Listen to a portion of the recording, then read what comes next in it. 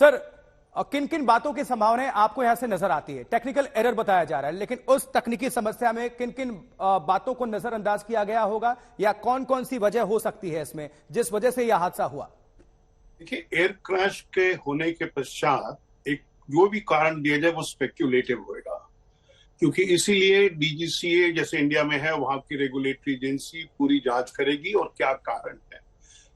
ये तो बात स्पष्ट है कि weather was not a problem. अब बात यह है कि ये टेक्निकल प्रॉब्लम था कि पायलट एरर थी, और अगर पायलट ने लैंडिंग परमिशन मांगी थी तो और उसको दी गई थी, तो उस समय क्या पायलट ने कहा कि तो कोई टेक्निकल प्रॉब्लम हो रही है? तो ये सब जानकारी अभी पब्लिक डोमेन में नहीं है। तो किसी ने बहुत सही कहा है अभी जो मेरे पहले वक्ता थे कि जब ब्लैक बॉक्स है, कॉकपिट वॉइस रिकॉर्डर, उसकी सब जांच होती है कि क्या लास्ट मिनट में डिस्कशन हो रहा था पायलट का एटीसी के साथ में, और क्या क्या घबराहट थी उस समय, क्या बात थी, तो उसके बाद कहा जा सकता है। अभी कुछ भी कहना मेरे ख्याल से सही नहीं होता है, क्योंकि ये जल्दी रिएक्शन होता है, और जब इन्वेस्टिगेशन पूरा होता है, इसमें क्या होता है कि एयरक्राफ्ट मैन्युफैक्चरर का रिप्रेजेंटेटिव भी होगा, एयरलाइन के रिप्रेजेंटेटिव होंगे, और देखेंगे कि क्या क्या कारण थे और क्यों हुआ ये एक्सीडेंट, एयर क्रैश, जो कि एक दुर्भाग्यपूर्ण घटना है। ये सब, इस पे तो कोई दोष मत नहीं है। बिल्कुल जितेंद्र जी, अभी सब कुछ जल्दबाजी होगी, जांच की बात है, लेकिन संभावनाओं की बात कर रहे हैं हम सिर्फ। सुभाष गोयल जी, आपसे हम जानना चाहेंगे, क्या आपने कभी देखा, आपने अगर वीडियो को लगातार आप देख रहे होंगे, तो जो लेफ्ट विंग है वो झुक रहा है, एकाएक लेफ्ट की तरफ डाइवर्ट, 10 सेकंड के अंदर वो सीधे प्लेन नीचे। ऐसी क्या मजबूरी रही होगी कि लेफ्ट, क्या मौसम, अब तो यहां तो क्लियर हो गया कि मौसम की वजह से हादसा नहीं हुआ है, तो तकनीकी समस्याओं की भी बात कर लें तो कौन कौन सी वजह हो सकती है? क्या इंजन फेल्योर हो सकता है, या कुछ और वजह उसमें हो सकती है? क्योंकि अमित जी ने भी बताया था कि जो बीच का पैसेज होता है जहां सामान आप रखते हैं, लेफ्ट और राइट लोडिंग को बराबर रखते हैं, लेकिन उसके अलावा हम जानना चाहेंगे और कुछ तो संभावनाएं होंगी पायलट एरर के साथ साथ।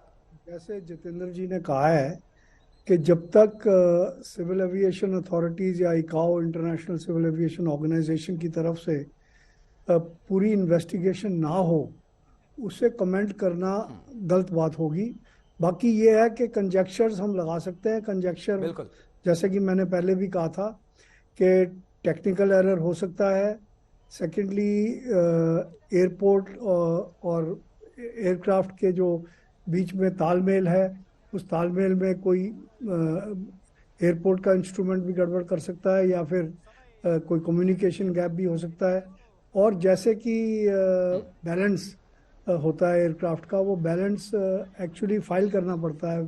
जब आप अपनी रिपोर्ट फाइल करते हैं टेक ऑफ से पहले, तो उसमें अगर कोई गड़बड़ है कि हो सकता है कि पायलट, जैसे कि आप लोगों के थ्रू ही पता लग रहा है कि पहले वो लेफ्ट से परमिशन ले रहा था लैंड करने की, फिर ऑल ऑफ अ सडन उसको कोई स्नैग मिला या कोई ऑब्स्ट्रक्शन मिली, तो वो फिर राइट की तरफ गया, फिर उससे मनूवर नहीं हुआ।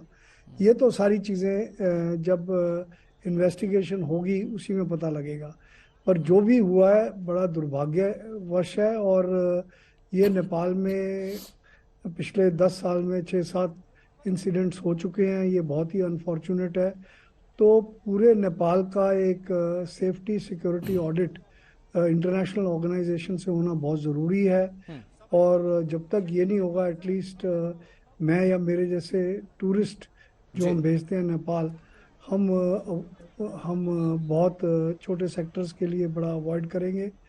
और मैं चाहता हूँ कि जल्दी से जल्दी इसकी इन्वेस्टिगेशन हो, और जल्दी से जल्दी हम एक साइंटिफिक कंक्लूजन पे पहुंचे कि क्या इसका वो था, दुर्भाग्य है।